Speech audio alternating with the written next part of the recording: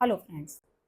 તો pregnancy diagnose કરવા માટે કોમનલી અવેલેબલ 3 ટેસ્ટ છે. એક બ્લડમાંથી બીટા એસસીજીનું લેવલ ચેક કરવું, યુરિન પ્રેગ્નન્સી ટેસ્ટ અને સોનોગ્રાફી.